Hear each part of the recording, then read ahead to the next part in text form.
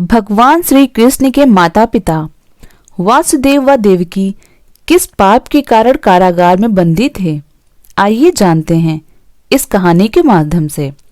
श्रीमद् भगवत पुराण की एक कथा के अनुसार एक बार राजा परीक्षित के पुत्र जन्मेजय ने सत्यवती पुत्र महर्षि व्यास जी से कई प्रश्न पूछे। वसुदेव तथा देवकी ने ऐसे कौन से कर्म किए जिससे उनके यहाँ परमात्मा भगवान श्री कृष्ण का जन्म हुआ। धर्मपरायण वसुदेव, जिनके पुत्र के रूप में साक्षात भगवान विष्णु अवतरित हुए, वे कंस के कारागार में क्यों बंद हुए? उन्होंने अपनी पत्नी देवकी के साथ ऐसा क्या अपराध किया था जिससे कि कंस के द्वारा देवकी के 6 पुत्रों का वध कर दिया गया? जगत की सृष्टि करने में समर्थ उन भगवान श्री कृष्ण ने माता देवकी के गर्भ में रहते हुए ही अपने माता पिता को बंधन से मुक्त क्यों नहीं करा दिया, जिसे कंस ने पत्थर पर पटक दिया था और वह हाथ से छूटकर आकाश में चली गई और पुनः अष्टभुजा के रूप में प्रकट हुई। जन्मेजय ने कहा, हे दयानिधे, हे सर्वज्ञ, मेरा मन इन संदेहों से व्याकुल हो रहा है, इसलिए मेरे इन संदेहों को दूर करें, मेरे मन को शांत कीजिए। व्यास जी जन्मेजय से कहा, इस विषय में क्या कहा जाए? कर्मों की गति बड़ी गहन होती है। कर्म की गति जानने में देवता भी समर्थ नहीं है, मानव की तो बात ही क्या है। जब से इस त्रिगुणात्मक ब्रह्मांड का आविर्भाव हुआ है, उसी समय से कर्म के द्वारा सभी की उत्पत्ति होती आ रही है। समस्त जीव कर्म रूपी बीज से उत्पन्न होते हैं। तत्वों के ज्ञाता विद्वानों ने 3 प्रकार के कर्म बताए हैं: संचित, प्रारब्ध तथा वर्तमान। कर्मों का ये त्रैविध्य इस शरीर में अवश्य विद्यमान रहता है। काल के पास में बंधे हुए समस्त जीवों को अपने द्वारा किए गए शुभ अथवा अशुभ कर्मों का फल निश्चित रूप से भोगना ही पड़ता है। प्रत्येक जीव का प्रारब्ध निश्चित रूप से विधि के द्वारा ही निर्मित है। सृष्टि के समय ब्रह्मा आदि सभी देवताओं की उत्पत्ति होती है और कल्प के अंत में क्रमशः उनका नाश भी हो जाता है। जिसके नाश में जो निमित्त बन चुका है, उसी के द्वारा उसकी मृत्यु होती है। विधाता ने जो रच दिया है वह अवश्य होता है, इसके विपरीत कुछ नहीं होता। जन्म, मृत्यु, बुढ़ापा, रोग, दुख अथवा सुख जो निश्चित है वह उसी रूप में अवश्य प्राप्त होता है, इसके विपरीत दूसरा सिद्धांत है ही नहीं। राग, द्वेष आदि भाव स्वर्ग में भी होते हैं और इस प्रकार ये भाव देवताओं, मनुष्यों तथा पशु पक्षियों में भी विद्यमान रहते हैं।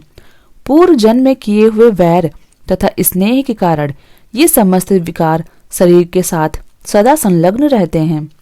आदि अंत रहित यह कर्म ही जगत का कारण है। भगवान विष्णु भी अपनी इच्छा से जन्म लेने के लिए स्वतंत्र होते तो वे अनेक प्रकार के सुखों व वैकुंठपुरी का निवास छोड़कर निम्न योनियों में जन्म क्यों लेते? ब्रह्मा आदि सभी देवता भी कर्म के वश में हैं और अपने किए कर्मों के फलस्वरूप सुख दुख प्राप्त करते हैं। प्रत्यक्ष दिखाई देने वाला सूर्य और चंद्र कर्म से ही नियमित रूप से परिभ्रमण करते हैं तथा सबको सुख प्रदान करते हैं, किंतु उनके शत्रु के द्वारा उन्हें होने वाली पीड़ा दूर नहीं होती। सूर्यपुत्र शनैश्चर मंद और चंद्रमा क्षय रोगी तथा कलंकी कहे जाते हैं। बड़े बड़े देवताओं के विषय में भी विधि का विधान अटल है। भगवान विष्णु को राम अवतार ग्रहण करके वनवास का दारुण कष्ट, सीता हरण का महान दुख, रावण से युद्ध व पत्नी परित्याग की असीम वेदना सहनी पड़ी।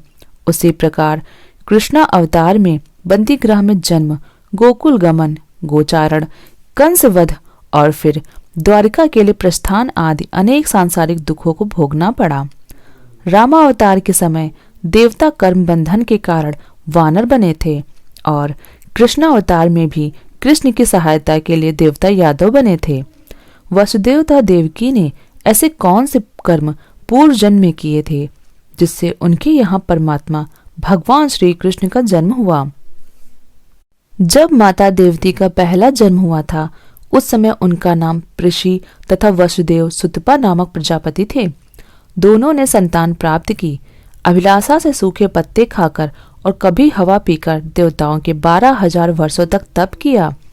इंद्रियों का दमन करके दोनों ने वर्षा, वायु, धूप, शीत आदि काल के विभिन्न गुणों को सहन किया और प्राणायाम के द्वारा अपने मन के मल को धो डाले। उनकी परम तपस्या, श्रद्धा और प्रेममयी भक्ति से प्रसन्न होकर श्री विष्णु उनकी अभिलाषा पूर्ण करने के लिए उनके सामने प्रकट हुए और उन दोनों से कहा कि तुम्हारी जो इच्छा है मांग लो। तब उन दोनों ने भगवान श्री हरि जैसा पुत्र मांगा। भगवान विष्णु उन्हें तथास्तु कहकर अंतर ध्यान हो गए। वर देने के बाद भगवान ने शील, स्वभाव, उदारता आदि गुणों में अपने जैसा अन्य किसी को नहीं देखा। ऐसी स्थिति में भगवान ने विचार किया कि मैंने उनको वर तो दे दिया कि मेरे सदृश पुत्र होगा, परंतु इसको मैं पूरा नहीं कर सकता, क्योंकि संसार में वैसा अन्य कोई है ही नहीं।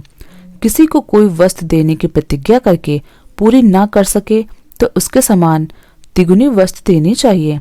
ऐसा विचारक भगवान ने स्वयं उन दोनों के पुत्र के रूप में 3 बार अवतार लेने का निर्णय लिया। इसलिए भगवान जब प्रथम बार उन दोनों के पुत्र हुए उस समय वे पृषगर्भ के नाम से जाने गए।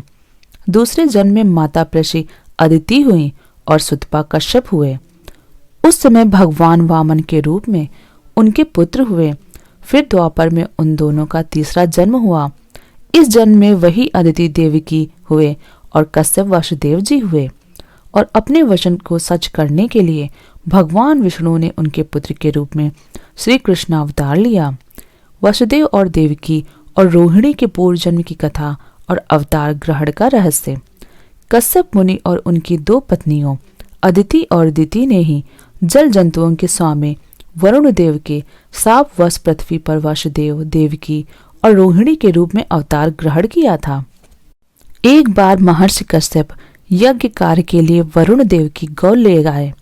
यज्ञ कार्य की समाप्ति के बाद वरुण देव के बहुत याचना करने पर भी उन्होंने वह गौ वापस नहीं दी। तब उदास मन से वरुण देव ब्रह्मा जी के पास गए और उनको अपना दुख सुनाते हुए कहा, हे महाभाग, वह अभिमानी कश्यप मेरी गाय नहीं लौटा रहा, अतः मैंने उसे शाप दे दिया कि मनुष्य जन्म लेकर तुम गोपालक हो जाओ और तुम्हारी दोनों पत्नियां भी मानव योनि में उत्पन्न होकर अत्यधिक दुखी रहें। मेरी गाय के बछड़े माता से अलग होकर बहुत दुखी हैं और रो रहे हैं, अतएव पृथ्वी लोक में जन्म लेने पर यह अदिति भी मृतवत्सा यानी जन्म लेते ही बच्चों का मृत्यु को प्राप्त हो जाना होगी। इसे कारागार में रहना पड़ेगा और उसे बहुत कष्ट भोगना पड़ेगा। वरुण देव की बात सुनकर प्रजापति ब्रह्मा ने कश्यप मुनि को बुलाया और पूछा, आपने लोकपाल वरुण की गाय का हरण क्यों किया और फिर आपने गाय को लौटाया भी नहीं? आप ऐसा अन्याय क्यों कर रहे हैं? न्याय को जानते हुए भी आपने दूसरे के धन का हरण किया है। लोभ की ऐसी महिमा है कि वह महान से महान लोगों को भी नहीं छोड़ता। संसार में लोभ से बढ़कर अपवित्र अन्य कोई चीज नहीं है। यह सबसे बलवान शत्रु है। महर्षि कश्यप भी इस नीच लोभवश दुराचार में लिप्त हो गए। अतः मर्यादा की रक्षा के लिए ब्रह्मा जी ने अपने प्रिय पौत्र कश्यप मुनि को श्राप दे दिया कि तुम अपने अंश से पृथ्वी पर यदुवंश में जन्म लेकर वहां अपने दोनों पत्नियों के साथ गोपालन का कार्य करोगे। इस प्रकार अंशावतार लेने तथा पृथ्वी का बोझ उतारने के लिए वरुण देव तथा ब्रह्मा जी ने कश्यप मुनि को श्राप दे दिया। कश्यप मुनि ने अगले जन्म में वासुदेव जी और उनकी दोनों पत्नियों देवकी और रोहिणी के रूप में जन्म लिया।